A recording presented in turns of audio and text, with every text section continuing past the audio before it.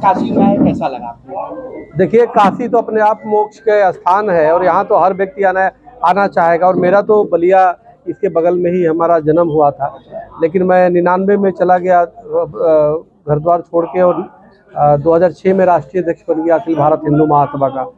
तब से अपनी सेवा राष्ट्र रक्षा, धर्म रक्षा, गौ रक्षा के लिए लगे हुए हैं। तो उसी कड़ी में हमारे जो काशी सत्संग मंडल के हमारे राष्ट्रीय कार्यकारी अध्यक्ष हैं हमारे देवेंद्र पाठक जी, हमारे बड़े प्रिय हैं।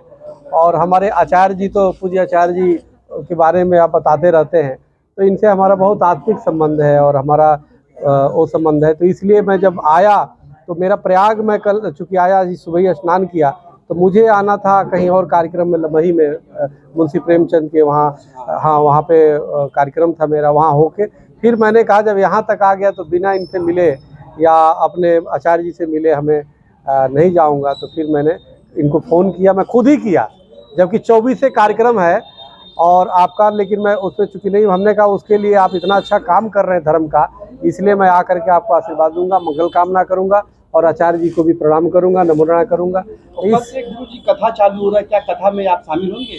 नहीं, कथा की तो हम मंगल कामना देने आए हैं, बधाई देने आए हैं, और कथा में तो मैं नहीं आ पाऊंगा, चूँकि इसके बाद चूँकि हम एक हिंदू स्वाभिमान यात्रा मई में निकलने वाला है, तो उसके लिए भी वो आए थे। तो इसके एक दिन पहले ही हम आ करके और हम हाजिरी अपना दे दिए कथा के लिए। तो ये है। एक बयान स्वामी मुक्तेश्वरानंद जी दीजिए कि सीएम योगी आदित्यनाथ हिंदू है कि नहीं है?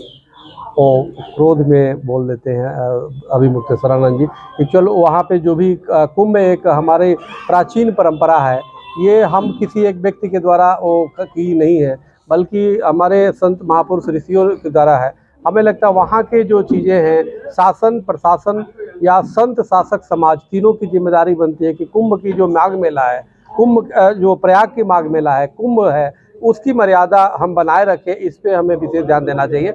और कभी शासन से वो मनमुटाव हुआ है, वो जो बटुकों को जो चोटी खींचा गया, वो बहुत ही निंदनीय था, और उसकी हमने राष्ट्रीय चैनलों पे भी हमने निंदा की और अभी प्रयाग में भी किया है और इनके भी। लेकिन अब चूंकि ये समय जो हमें समझना चाहिए कि हम क्यों जाते हैं काशी या प्रयाग में, प्रयाग माघ मेला में क्यों जाते हैं। हम जाते हैं अपने पापों को नष्ट करने के लिए, हम जाते हैं दान पुण्य करने के लिए, हम जाते हैं ब्राह्मण और संतों की सेवा के लिए, हम जाते हैं उनसे, ऋषियों से, महात्माओं से, उनसे कुछ अच्छी चीज़ सीखने जाते हैं और अपनी पाप को धुलने के लिए जाते हैं। अब वहाँ पे जा कर के हम किसी भी तरीके से राजनीति, चाहे पुलिस के रूप में हो या किसी रूप में हो, अपराधी अगर करता है, अपराध करता है, तो यहाँ तो बच जाएगा कागजों में, भगवान चित्रगुप्त महाराज उसे छोड़ने वाले नहीं है। क्योंकि वो मनसा वाचा कर्मणा, कोई भी गलत सोचता है, करता है, उसकी लेखनी सब एक लिखने वाला ऊपर बैठा हुआ है और वो जाने के बाद निर्णय करेगा। इसलिए मेरा मानना है अभी भी कि शासन प्रशासन से जो भी गलती हुई वो संतों से, अर्चकों से माफ़ी मांगे और आगे बढ़े। और महाराज जी पे मुझे बहुत भरोसा है, वो बहुत ही दयालु है, कोई भी संत दयालु होता है, वो माफ़ भी कर देंगे।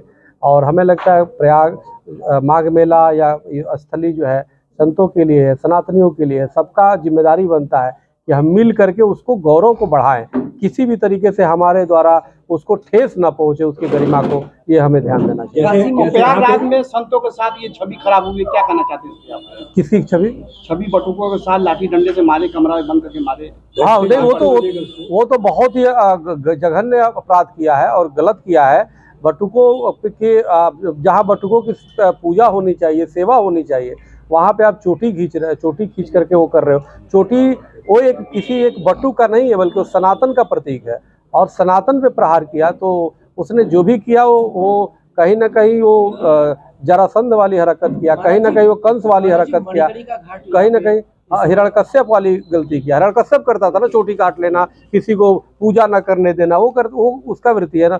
तो कोई भी है वो यहाँ भले बच जाए, वहाँ नहीं बचेगा। सब धर्म की बात होती है, काशी में जो प्राचीन चिन्ह तोड़ी गई है उसके बारे में क्या कहना है? इसके बारे में जितनी निंदा की जाए कम है। और सबसे बड़ी बात है, मैंने देखा स्वयं अपने आंखों से कि जिस प्रकार से अहिल्याबाई होलकर के ऊपर कोई चप्पल पहन के एक लफंगा सा व्यक्ति खड़ा था और वीडियो बन रहा, वो वीडियो बनाने वाला भी नॉर्मल आदमी था, लेकिन जो अहिल्याबाई होलकर, इतनी शर्मनाक घटना है कि हमें तो देख करके मेरे आंखों में आंसू आ गए कि जो अहिल्याबाई होलकर ने एक दो नहीं सैकड़ों मंदिर और आश्रमों की जीर्णोद्धार किया, उस अहिल्याबाई जो इस देश की आध्यात्मिक माँ के समान है और जिन्होंने सर्वस्व पूरे जीवन अपनी कुबेर की संपत्ति को एकदम लगा दिया धर्म के लिए, सनातन के लिए, और उस पर पैर लग के कोई खड़ा, उसकी प्रतिमाओं को तोड़ दिया गया, तो निश्चित रूप से बड़ा दुर्भाग्यपूर्ण है। और अगर जो कोई कहता है कि एआई है, तो एआई भी है, तो इसने जिसने भी हरकत की है, एक तय सीमा के अंदर एक सीबीआई जांच बैठाई जाए और उसमें शंकराचार्य और बटुकों के साथ जो हुआ उसकी जांच, और प्लस जो अहिल्याबाई होलकर और जो वहाँ देवी देवताओं की प्रतिमा को तोड़ा गया और अपमानित किया गया, उसकी जांच की जाए। और हमें पूरा भरोसा है प्रधानमंत्री माननीय मोदी जी को इसको संज्ञान में लेके करना चाहिए, क्योंकि वो यशस्वी प्रधानमंत्री है। उन्होंने जो है उनके रहते हुए राम मंदिर बना और काफ़ी पूरे देश के हिंदुओं की आस्था है। और हिंदू सरसंघ चालक जी कहते हैं हिंदू बटेगा तो कटेगा, और हिंदू को एकजुट होना चाहिए। हिंदू एकजुट नहीं होता तो आज इतने प्रचंड बहुमत से 12 साल में पूरे देश में हर प्रदेशों में सरकार नहीं बनती। लेकिन अब आवश्यकता है कि हिंदू है, हिंदू सरकार है, तो कम से कम हिंदू और संतों का, ब्राह्मणों का सम्मान करे, मेरा ये मानना है। क्योंकि हम कांग्रेसी पे थोप देते हैं बार बार, भाई कांग्रेस तो निकम्मी थी, कांग्रेस तो राम मंदिर में भी डीले करती थी, अगर और वो भी अपमानित कर देते थे, सेतु को तोड़ने की बात करते थे, अनेक वो पे। अगर आप भी उसी तरह करोगे तो कांग्रेस में और आप में क्या अंतर रह जाएगा।